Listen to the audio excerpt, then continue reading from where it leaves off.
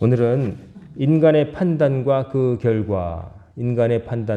결과라는 제목으로 여러분과 은혜를 나누고자 합니다. 오늘 읽어드린 창세기 16장의 말씀은 아브라함이 되기 전에 아브람, 또 사라가 되기 전에 사레라는 이름으로 살았던 메소포타미아에서 온 한 부부의 이야기입니다. 아브람이라는 사람과 사레는 하나님의 큰 복을 받아서 가나안 땅에 와서 정착하면서 많은 것을 일궈냈습니다. 식솔들이 많아졌어요. 기르는 짐승도 많아졌고 또 종들도 많아졌어요. 살림이 불어나는 것이죠. 이만하면 괜찮겠다 싶은데 한 가지가 부족했다는 겁니다. 그건 뭐냐면은 이 가정에 자식이 없었다는 것이죠. 요즘은 자식을 꼭 낳아야 된다, 이렇게 대를 이어야 된다, 이런 생각이 지금은 없는 시대고, 그렇지만 아브라함이 살던 시대, 사실은 우리나라도 얼마 전까지 그런 강박관념 속에서 살았죠. 자식을 낳아야 된다. 조선시대 때는 여성이 자식을 못 낳은 것도 여성의 책임이고 칠거지약이라고 그러고 별소리를 다 했었죠. 요즘 의학이 발달을 되어서 여성에게 책임 있는 게 아니라 때로는 남성에게 문제가 있을 수 있다. 요즘은 그렇게 말하지만 옛날에는 대부분 다 여자 책임으로 돌렸어요. 그리고 또 옛날에는 가지고 있는 것을 물려줘야 된다. 요즘 사람들도 그만 다르지 않지만 꼭 내가 가진 것을 남에겐 절대 주면 안 되고 내 피부책에 꼭 물려줘야 된다. 이런 관념이 좀 강했던 시대죠. 그러니까 성경에 기록된 구약에 특별히 오래된 옛날 이야기를 보면은 고대인들의 그 사고방식이 그대로 엿보이고 그것 때문에 어려움을 겪는 경우도 보게 됩니다. 아브람과 사레가 금슬 좋고 참 좋은 부부였는데 먹고 살 문제, 흔히 말하는 생계의 문제는 다 해결되었고 어느 정도 살 수 있게 되었는데 자식이 없다는 것이죠. 그 자식이 없는데 아브라함이 그걸 가지고 아내를 들볶지를 않습니다. 아브라함이 좋은 사람이었어요. 그 당시에 사람 기준으로 볼 때는 내가 대를 이어야 되는 자식이 없다 그러면 타박하면서 아내를 못살게 굽지 않죠. 하지만 아내 사레는 마음에 항상 그게 컴플렉스였어요. 남편과 자기 사이에서 아이가 없다는 것이죠. 이미 나이는 들어가고 초조해지는 것이죠. 이런 것들을 다 누구에게 물려줄까? 그리고 하나님께로부터 많은 축복의 약속을 들었는데 자식이 없으니 이걸 누구에게 물려줄까? 그 일이 어떻게 실현될까 하는 의구심도 드는 것이죠. 결국 사레가 먼저 얘기를 꺼냅니다. 내 여종 몸종 애굽에서 온 하갈이 있는데 당신이 이 아이를 첩으로 삼으세요. 그래서 그 애에서 아이를 낳으면 우리 아들로 삼아서 기르면 되지 않겠습니까? 자기는 이제 나이가 많으니 못 낳는다고 생각을 하고 젊은 여종 하갈은 낳을 수 있을 거라 생각을 한 것이죠. 여기 보면은 하나님께서 자기에게 자식을 허락하지 않으셨으니라는 말을 하죠. 포기했다는 겁니다. 이제 가망성이 없다. 네 나이 때까지 자식이 없으니 이제 내가 애를 낳는다면 불가능하고 당신도 나이가 먹어가는데 더 이제 늦어지기 전에 이 여종을 아내로 삼아서 대를 이어야 되지 않겠느냐 하는 말을 하게 되는 거죠. 그랬을 때 성경에 보면은 아브라함이 그 말을 들었다. 그냥 무슨 말이요? 그런 것 없이 들었다라고 되어 있습니다. 너무 간단하게 되어 있는데 우리가 생략된 것을 생각해 보면은 구태여 그럴 필요 있겠소 라고 말도 했을 수도 있고 근데 당신이 정 그렇다면 또 대를 이어서 자식이 생기면 우리의 노후 좋지 않겠소. 이제 자식을 낳는 경우에 또 중요한 것은 노후입니다. 노후를 맡길 사람, 나를 끝까지 돌봐줄 사람 피부치밖에 없다는 생각을 하던 시절이잖아요. 요즘은 요양시설도 있고 사회적인 어떤 안전장치가 제법 되어 있지만 그래도 남보다는 내 피부치가 나의 노후를 지켜줄 거다 하는 걸 믿는 것은 인간의 본성 아니겠습니까? 그러니까 어쨌든 내가 낳지는 못했어도 남편의 피를 이어받은 아이라면은 적어도 내가 또 기르면은 사랑으로 돌보면은 내 새끼 되지 않겠느냐 이런 생각을 많이 했겠죠. 어쨌든 아브라함이 그 말을 듣습니다. 성경에 보면은 아담과 하와도 그렇고 어떤 것을 이제 제안하면은 남자들이 잘 듣습니다. 하와가 이거 먹어보라고 하니까 아담이 냉큼 선악과를 먹죠. 여기도 보면은 사례가 먼저 어떤 판단을 하고 남편에게 권했을 때 남편이 듣습니다. 요즘도 보면은 남편과 아내가 살아갈 때 아내가 말하면 남편들이 대부분 듣습니다. 귀찮아서도 듣습니다. 그거 또 안 그러면은 또 뭐 여러 번 얘기하겠지. 그래서 백엔이 송사. 아내가 얘기하는 거 못 이렇게 끝까지 거절할 수 있는 사람이 별로 많지 않다는 거죠. 괴로우니까요. 계속 맨날 얘기하면. 근데 이제 대부분 또 아내들은 남편 말을 안 듣는다는 거죠. 남편이 막 이렇게 얘기하지만 아내는 하던 대로 하고 남편들은 사실은 별 이렇게 관심이 없죠. 주로 바깥 일에 관심이 있고 안에 뭐가 있는지 생각이 별로 없거나 맡겨놓거나 다른 일도 바쁘니까요. 관심이 없거나 혹은 해도 안 된다는 걸 알기 때문에 자기 식대로 한다는 걸 알기 때문에 뭐라고 얘기해봤자 뭐 듣지도 않을 뿐더러 갈등만 있으니까 서로가 이제 그렇게 하게 되는 것이죠. 어쨌든 아브라함이 무슨 생각을 했는지 모르지만 어쨌든 사라의 말을 듣습니다. 근데 이 선택, 이 판단이 앞으로 어떤 일을 몰고 올지는 전혀 몰랐던 거죠. 좋은 쪽으로만 생각한 거예요. 좋은 일만 있겠지. 그래서 자기가 데리고 있던 믿었던 여종이니까 됨됨이를 좀 봤을 거 아니겠어요? 내가 두어서 나를 모시는 걸 보니까 애가 착하고 참하다. 품성이 좋다. 못된 애를 데려다가 남편에게 처벌 주지 않을 거 아니겠어요? 스스로 데려다 놓는데. 아마 괜찮다고 봐왔기 때문에 안심하고 이제 남편에게 줘서 이제 남편 아브라함이 그 하갈이라고 하는 여종을 첩으로 들여서 동침을 합니다. 그래서 결국 임신이 되죠. 근데 이때부터 하갈이 변하는 거죠. 그 사람이 자기가 위치가 바뀜에 따라서 처지가 바뀜에 따라서 태도도 바뀌는 사람도 있잖아요. 가난했을 때는 겸손했다가 어느 정도 갖게 되면 갑자기 태도가 바뀌는 그런 사람도 가끔 있는데 이 하갈이 태도가 바뀌는 거예요. 자기 안주인이었던 그 사례를 이제 어떻게 보냐면은 니나 내나 이렇게 보는 거예요. 누가 더 남편 아브라함의 사랑을 받는지 보자 이렇게 보는 거죠. 그 전까지는 주인님, 주인 마님 그랬는데 이제 아브라함한테 주인님이라고 하고 여보라고 부르게 되니까 게다가 아이를 임신하게 되니까 이제 어깨가 귀 밑까지 올라가는 거죠. 사례 당신은 애를 못 낳지만 나는 당신 남편의 씨를 배웠어. 내가 아들을 낳으면 걔는 아무리 당신이 뭐라고 해도 내 새끼야. 내 아들이야. 나한테 잘하겠지. 이 아브라함의 모든 재산은 내 아들이 물려받을 거야. 그러니 내가 더 대단하지. 이런 생각을 하는 거죠. 참 그대로 그냥 몸종으로 살았으면 착한 여종이었을 법한 사람이 그 첩이 되는 바람에 그렇게 된 거예요. 참 이 여인도 기구하죠.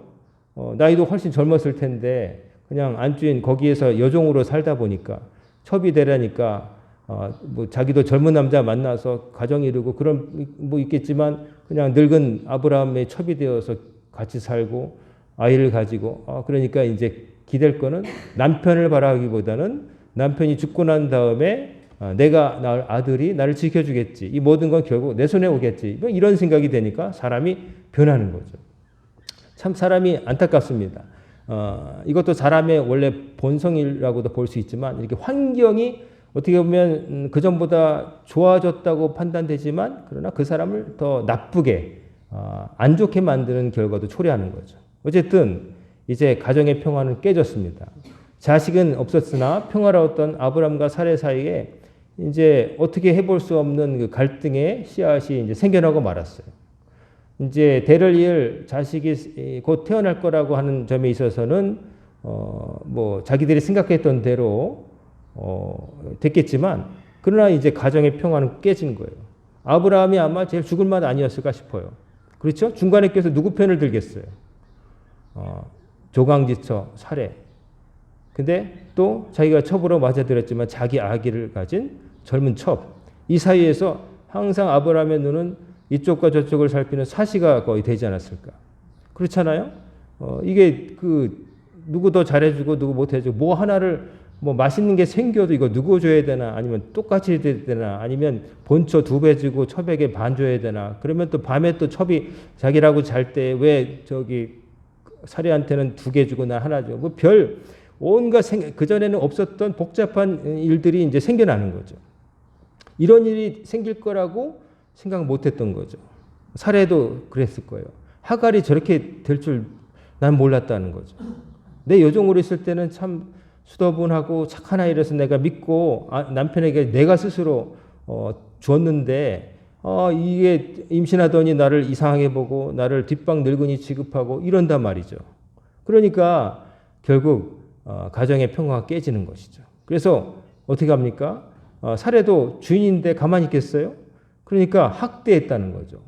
학대. 뭐 어떻게 학대했는지 구체적이 없지만 배가 불러오는데도 뭐 힘든 일 물 길러오라고 시켰다든지 아니면 여러 가지로 힘든 일을 막 시켰을 거예요. 그러니까 여자의 적은 여자라고 서로가 서로를 이제 들볶는 사이가 된 거죠. 좋은 관계였을 텐데 근데 이렇게 돼버린 거죠. 참 사람과 사람 사이의 관계가 이렇게 좋았다가도 나빠지고 막 이런 걸 보면은 참 사람이 좀 더 뭔가 좋은 결과를 얻어보겠다고 내린 판단이 그 선택이 결국 오히려 생각지도 못한 큰 어려움으로 다가온다는 것을 여기서 보여주는 거죠. 우리가 알다시피 나중에는 사례가 막 학대를 하고 뭐 이제 지금 우리가 읽어본 것처럼 학대 못 이겨서 하갈이 집을 나가버리죠. 집을 가출을 합니다. 도저히 못 살겠다 싶어가지고. 그랬을 때 천사가 나타나서 여주인에게로 돌아가라. 여주인에게로 돌아가라. 그래서 이제 다시 돌려 보내고 또 아이를 이제 이스마엘이라고 하라. 이스마엘, 사무엘하고 이름 비슷하죠? 들었다는 하나님이 들으셨다는 뜻이에요.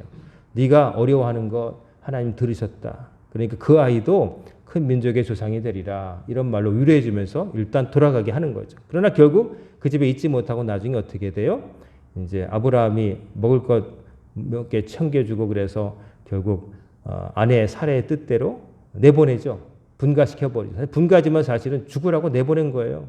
여자하고 아기 소년 아들 둘이 모자를 사 먹으러 보냈는데 죽으라는 거죠. 그래서 성경에 보면은 아이가 이제 울고 자기는 이렇게 사례가 차마 아들이 죽는 걸 못 봐가지고 떨어져서 울고 있을 때에 다시 하나님의 천사가 나타나서 너 살려줄 거다. 네 아들도 큰 민족이 될 것이다. 그래서 이스마엘이 광야로 나가서 큰 민족의 또 시조가 되는 것이죠. 근데 이런 일들이 참 빚어진 게 어디서부터 시작됐냐면은 사례와 아브라함의 인간적인 판단에서 비롯된 거예요. 하나님은 분명히 너에게 약속의 땅을 줄 것이고 너의 기업을 이어받을 후손들을 번창해 주겠다는 말씀까지 하셨는데 그 말을 신뢰하지 못한 거예요.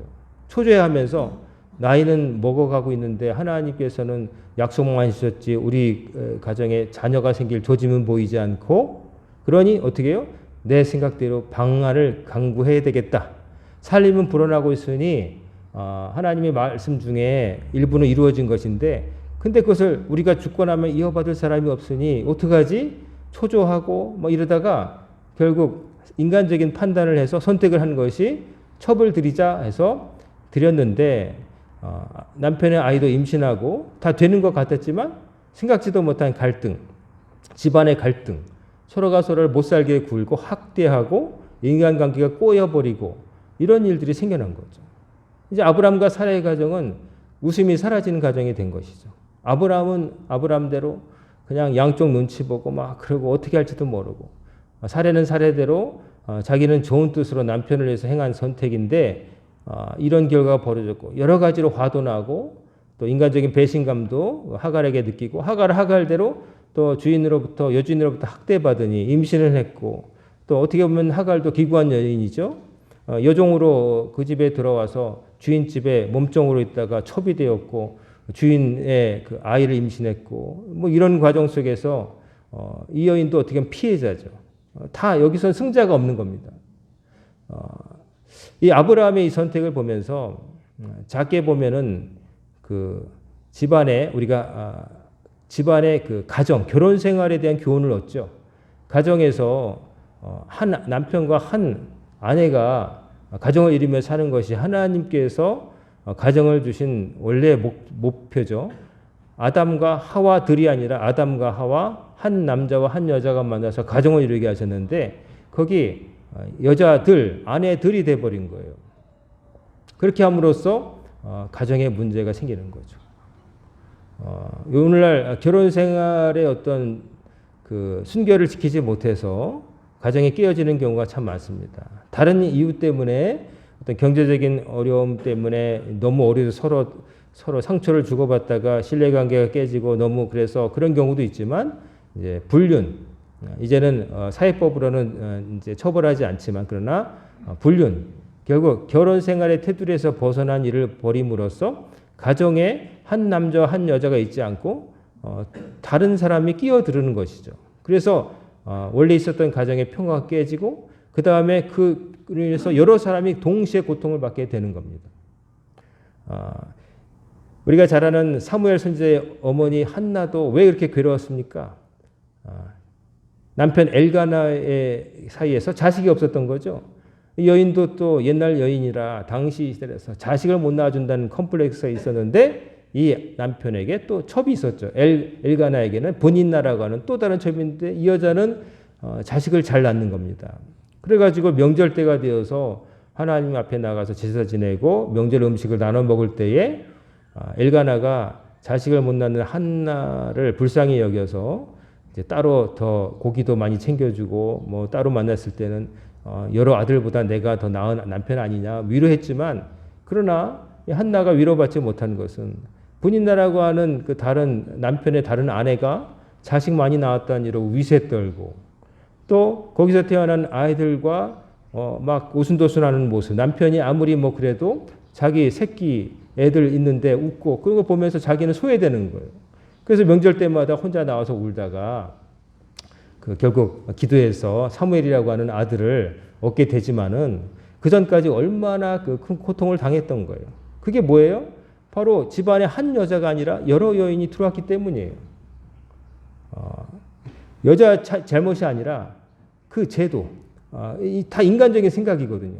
자식을 못 낳으니 대를 이어겠다, 다른 여자를 드리고 또 때로는 어떤 여인이 마음에 들어서 예를 들어 다윗 같은 경우에 이제 여러 아내가 있었고 근데 부하의 아내까지 뺐고 그래서 불륜을 저지르고 그래서 그렇게 해서 낳은 자식들 또 여러 자식들이 나중에 왕좌를 놓고서 죽이고 죽임을 당하고 또 근친상간의 일도 벌어지고 또 사사 기돈 같은 경우에도 300용사와 더불어 훌륭히 싸웠지만 자식과 그 아내와 첩을 많이 둬가지고 아들만 70명 그리고 세겜에도 첩을 얻어가지고 세겜의 첩이 낳은 아비멜렉이라는 아들이 나중에 나머지 70명을 다 죽여버리죠. 내가 아버지가 가졌던 걸 다 누려야 되겠다 싶어가지고 왕이 되겠다 그러면서 형제들 다 죽여버리죠. 다 이런 일들이 결국 가정이 비정상적인 가정이 되면서부터 시작된 거예요. 그리고 그거는 단 가정의 문제를 뛰어넘어서 넓게 보자면 인간의 판단과 선택 때문에 벌어진 거예요. 잘못된 판단과 선택. 인간의 어떤 욕망에 따른 어떤 타락과 혹은 자기가 생각하기에 인간적인 판단을 볼 때 이게 더 나을 것이라고 하는 생각을 했는데 판단을 했는데 선택을 했는데 결과적으로는 그렇지 않았다는 거죠.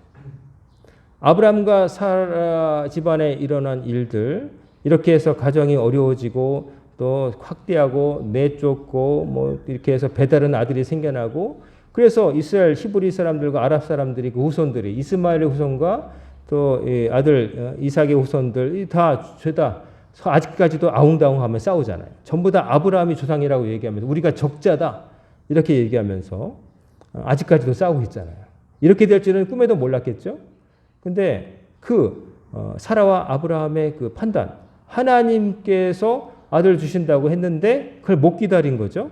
그래서 인간적인 선택을 해서 이게 더 좋겠다라고 지 생각대로 했는데 그 판단과 선택의 결과는 자기들이 생각했던 것보다 훨씬 더 혹독했고 나중에 두고두고 어려운 일이 생겨나게 되는 것이죠.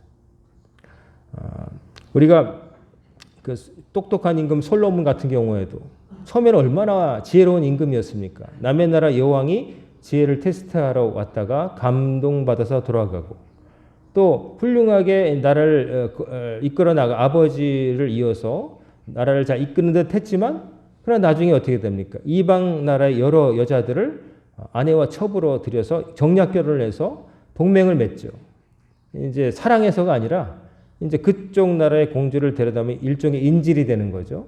그래서 딸이 시집 왔는데 우리를 치겠느냐. 그리고 또 사위의 나라인데 우리도 또 그쪽이 어려우면 도와주면은 우리가 서로 위기 때에 상부상조할 수 있지 않느냐. 이제 혈연으로 이렇게 엮은 거죠. 근데 결국 어떻게 됐습니까? 그 모든 처음의 생각은 그렇게 해야 우리나라가 더 안전하고 번영할 수 있다고 생각했는데 결국 외국에서 데려온 여자들이 몸만 온 게 아니라 자기들이 그 땅에서 섬겼던 종교까지 들여와서 이스라엘 나라에 우상 숭배가 퍼지게 되는 일이 생기는 거죠. 결국 어떻게 돼요? 솔로몬 죽자마자 그 아들 르호보암이 왕이 되었는데 아버지처럼 지혜롭지 못했어요. 그러나 아버지가 누렸던 권위는 누리고 싶었죠. 그래서 북쪽의 10지파가 솔로몬 아버지 때의 건축 사업 때문에 우리가 많이 동원되어서 많은 어려움을 겪었고 세금도 많이 냈는데 이제는 좀 평화로우니까 세금을 경감해 주시면 당신 아버지를 따른 것처럼 충성하겠나이다. 그랬는데 알았다. 일단 내가 상고해 보겠다. 그러고서 돌려보낸 다음에 이제 아버지 때부터 섬겼던 경험 많은 신하들 얘기를 들어보고 그 다음에 자기와 비슷한 또래의 젊은 신하들 얘기를 들어봤는데 젊은 신하들 말을 따라버리는 거죠. 젊은 신하들은 여기서 물러서면 아니 되옵니다. 초장의 기선을 잡아야 됩니다. 그래서 더 세게 나가라고 그 말을 들어버리는 거죠. 나이 많은 신료들은 솔로몬을 모시면서 솔로몬이 비록 많은 건축을 하고 뭐 국고성도 짓고 성벽도 했지만 그게 다 저절로 되는 건 아니잖아요. 백성들의 세금과 백성들을 데려다가 이제 교대로 동원하는데 그게 너무 오래되면 백성들이 필요한 거예요. 그때는 풀어줘야 되는데 그걸 알고서 그렇게 간언했지만 르호보암은 이때 풀어주면 나를 우습게 여길 것이다. 아버지 때처럼 나를 안 섬길 것이다. 이런 생각하고 결국 세게 나갔다가 그것도 인간적인 판단이죠. 그러나 결국 10지파가 돌아서서 네가 무슨 임금이냐 그래가지고 그때 이집트의 피신해 있었던 여로보암이라는 사람을 데려다가 이제 북쪽 왕국을 새로 건설해 버리고 나라가 두 쪽이 나 버리는 거예요. 이 모든 것이 다 인간적인 판단, 인간의 생각, 하나님의 뜻은 여쭙지 않은 채 자기 생각으로 판단하고 선택한 결과였어요. 그 판단이 어리석었고 결과는 예측 불가능했고 좋지 않았습니다. 자기 대에만 머무는 게 아니라 두고두고 세세토록 막 이어지는 그런 악영향을 낳았던 거죠. 참 이런 모든 것을 보면서 인간의 판단, 우리가 인간적인 판단을 하는 경우는 그런 때죠. 주로 너무 급하다고 판단될 때 내가 볼 때 지금 당장 뭐 돼야 된다고 생각하는 거죠. 다급한 거죠. 그래서 배고플 때 쇼핑 보지 말라는 말이 있죠. 배가 고프면은 아무거나 사게 돼요. 저것도 맛있을 것 같고 저것도 맛있을 거 필요하고 필요 없는 것도 사게 되는 거예요.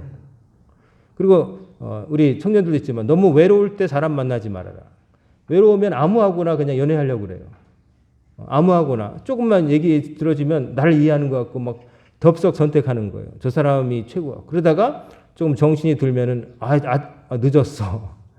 그래서 결혼을 하지만 결혼도 참 중요한 선택인데 하나님께 여쭙고 너무 외로워서 결혼하지 말고 훌륭한 사람, 나와 함께 이 세상을 헤쳐나갈 사람, 좋은 사람을 선택할 수 있어야 돼요. 그냥 즉시 만나면 즐겁고 반갑고 내게 잘 들어준다고 그냥 덥석, 외모가 예쁘다고 해서 덥석, 그러면 안 되는 거예요. 서로가.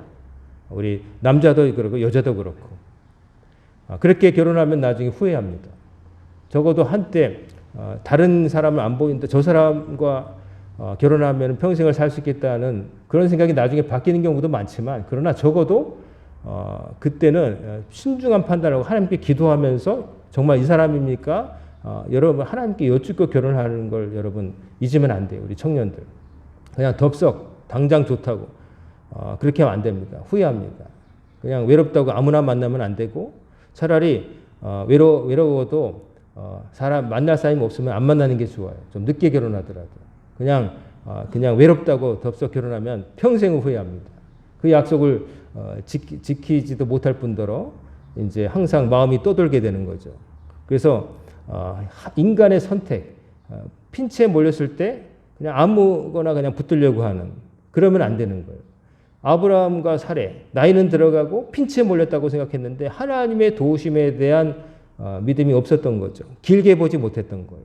당장 이게 필요해. 당장 이게 필요해. 근데 당장 필요하다고 한 선택이 결국 좋지 않았던 거죠. 하나님의 응답을 기다렸어야 되는 거죠. 그 기다린다는 것은 쉬운 일은 아닙니다. 당장은 힘들고 이게 언제 될지 모른다 하는 생각에 막연해 보이고 그렇지만, 그러나 하나님께서 하신 약속이라면 반드시 이루어짐을 여러분 믿으시고 기다리시는 여러분과 제가 되기를 소망합니다.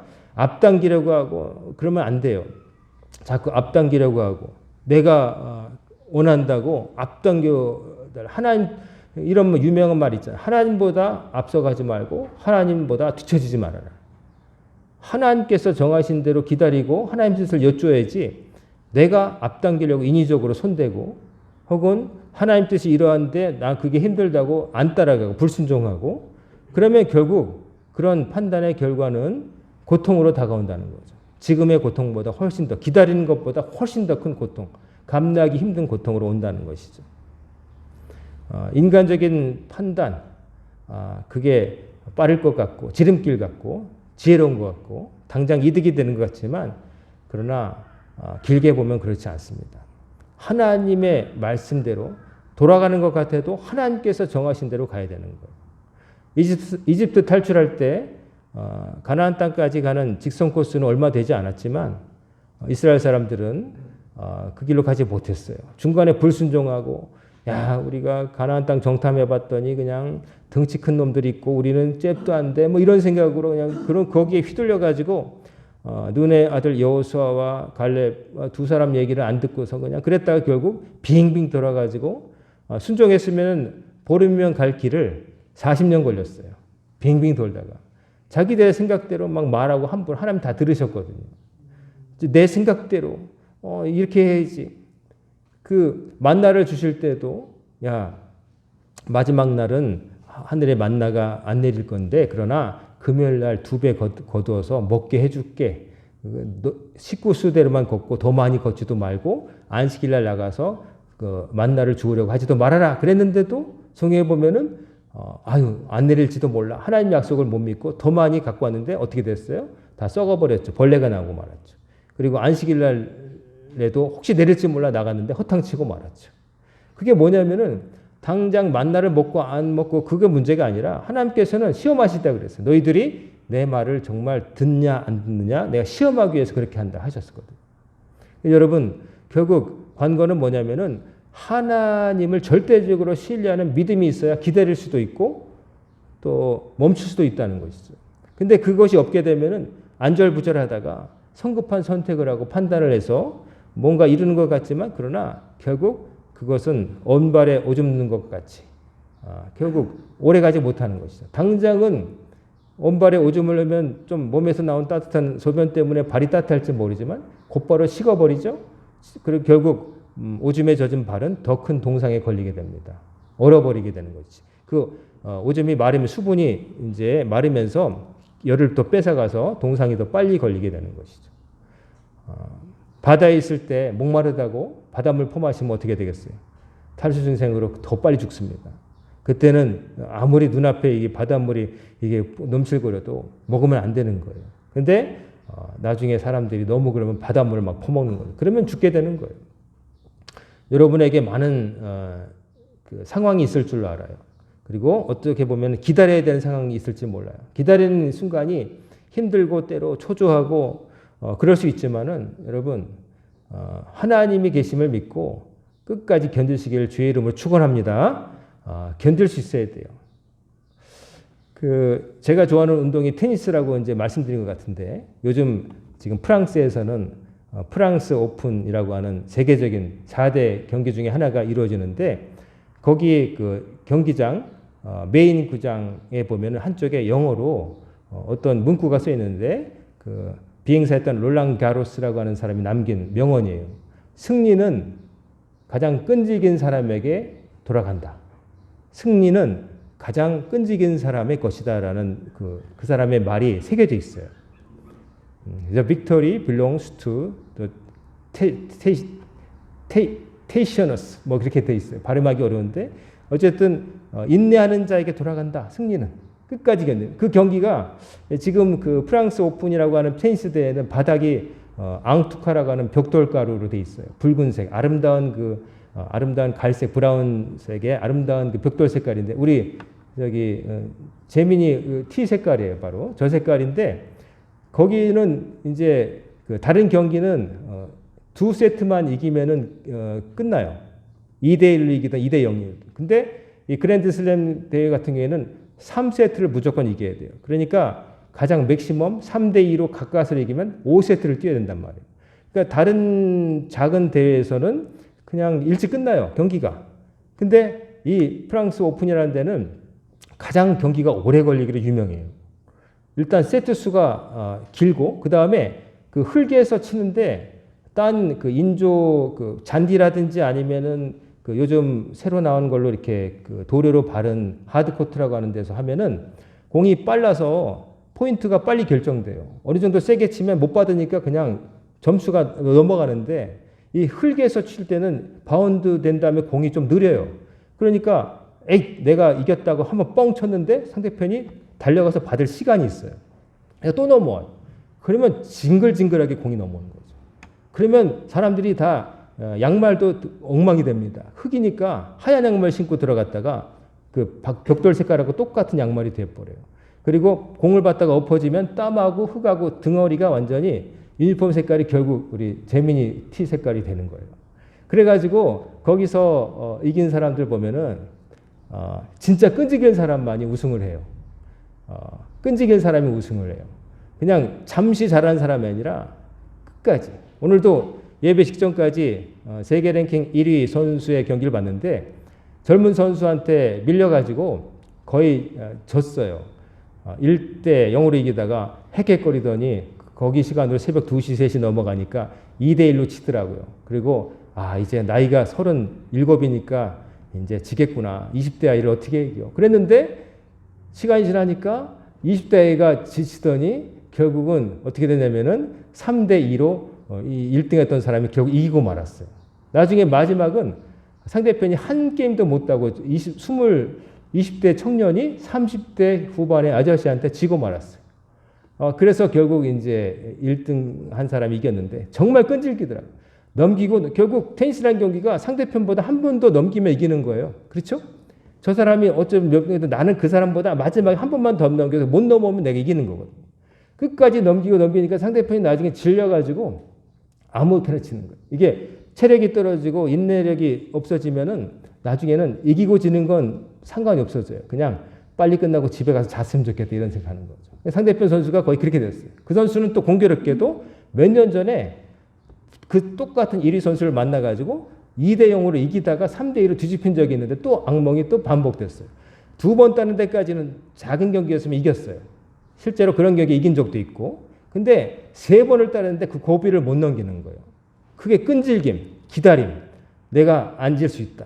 상대편이 나도 힘들지만 저 사람보다 공 한 개만 더 넘기면 돼 하는 마음으로 붙이니까 결국 이기고 말았어요. 마지막은 6대0으로 이겼다고 하더라고요. 참 저는 제가 좋아하는 경기이기도 하지만 그 경기를 보면서 저 큰 대회에서 이기는 사람은 따로 있구나.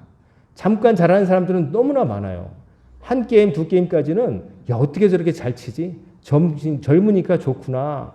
이런 참 저렇게 치다니 하는 사람은 많지만 이게 3세트 이겨야 되는 경기가 되면은 이게 안 끝나는 거예요. 그 다음부터가 진짜인 거예요. 계속 넘어와. 내가 이겼다고 뻥 쳤는데 상대편이 걷어 넘겨. 그러면 나중에는 그 상대편이 정말 꼴도 보기 싫어지는 거예요. 저도 그 경기를 해봐서 즐기니까 아는데 아무리 쳐도 계속 넘기는 사람이 제일 무서워요. 몇 번 세게 쳐서 이렇게 하는 사람보다 계속 넘겨오는 사람이 제일 무서워요. 나중엔 정말 그냥 집에 가고 싶어요. 그럴 정도가 되는 거예요. 인내, 끈질김. 성경에 믿음의 조건 중에 하나가 인내예요. 성령의 열매도 인내가 있는데 여러분 인내하려면 뭐가 있어야 되냐면은 하나님을 절대적으로 믿는 그런 신앙이 있어야 되는 거예요.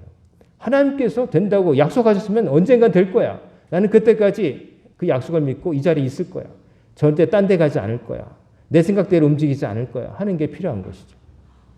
여러분 때로 견디기 힘든 순간이 있을 줄 압니다. 이때 내 생각 볼 때는 이렇게 하면 될 것 같은데 하는 하나님 말씀과는 다른 방향이 보일 수도 있어요. 하지만 절대로 그 길을 따르지 마시기 바랍니다. 지름길로 가려는 게 아니라 우리는 바른 길 가려고 하는 사람들이에요. 지름길인 줄 알고 갔다가 등산도 보면은 등산로가 있는데 때로 이게 지름길 같아서 이렇게 가면 빨리 갈 거라고 생각하고 함부로 갔다가 결국 낭떠러지 만나고 사람이 다니는 길이 아니라 멧돼지 다니는 길로 가다가 결국 돌아 나오는 경우도 많아요. 등산객들이 간 길, 멀어 보이지만 그러나 사람들이 밟아서 다져놓은 길, 그 길이 안전한 길인 거예요. 성경은 그 길을 보여줘요. 수많은 믿음의 선진들이 밟아서 다져놓은 길, 그 길은 하나님의 뜻을 따르는 길이고 하나님께서 이루실 때까지 기다리는 것이고 내 생각대로 마음대로 판단하고 선택하는 게 아니라 하나님께 이어줍고 하나님께 맡기는 거예요. 우리가 잘 아는 다윗과 사울의 차이도 거기서 빚어진 거예요. 둘 다 기름 부음을 받았지만 사울은 급하면 자기 생각대로 했고 다윗은 아무리 바빠도 하나님 어떻게 되겠습니까? 라고 무릎 꿇고 기도한 사람이었어요. 그래서 하나님 뜻대로 움직였던 거예요. 그게 한 끗 차이였어요. 사울도 나쁜 사람 아니었어요. 사울도 괜찮은 사람이었어요. 하지만 그는 기다릴 줄 몰랐어요. 인내하지 못하고 급하면 내 맘대로. 사무엘 선지자가 안 온다고 자기가 제사 드려 보내고 자기 맘대로 하는 거예요. 급하니까 두려우니까. 근데 여러분 우리는 하나님을 믿고 묵묵하게 그 자리에 놓았으면 하나님이 놓으셨으면 그 자리에 있고 하나님이 가라 하시면 이 자리가 아무리 편해도 움직여야 되고 하나님 뜻대로 사시는 하나님의 뜻대로 순종하시는 삶을 사셔서 인간의 판단이 아니라 하나님의 명령에 따라 사심으로 여러분의 삶이 진정으로 형통함을 누리시기를 주의 이름으로 축원합니다. 아멘. 기도하겠습니다. 고마우신 아버지 하나님, 주께서 주신 약속을 굳게 믿는 믿음을 저희들에게 주셔서 급하다고 함부로 선택하고 판단하지 않게 하시고 급할수록 하나님께 여쭙고 하나님께서 주신 말씀을 상기하며 아버지 말씀에 절대 순종하며 살아가는 저희들 모두가 되게 하여 주옵소서. 오늘도 예배드리고 또 마음에 남은 말씀 가운데 특별히 인간의 선택이 아니라 하나님의 약속을 붙드는 그 믿음 저희들 간직하게 하셔서 어떤 상황에서든지 하나님께서 알려주신 대로만 행하게 하시고 경솔한 판단하지 않게 하시고 언제나 형통한 진정한 형통함의 길을 걸어갈 수 있는 우리 성도님들 다 되게 하여 주시옵소서. 이 모든 말씀 우리 주 예수님의 이름으로 간절히 기도드리옵나이다. 아멘.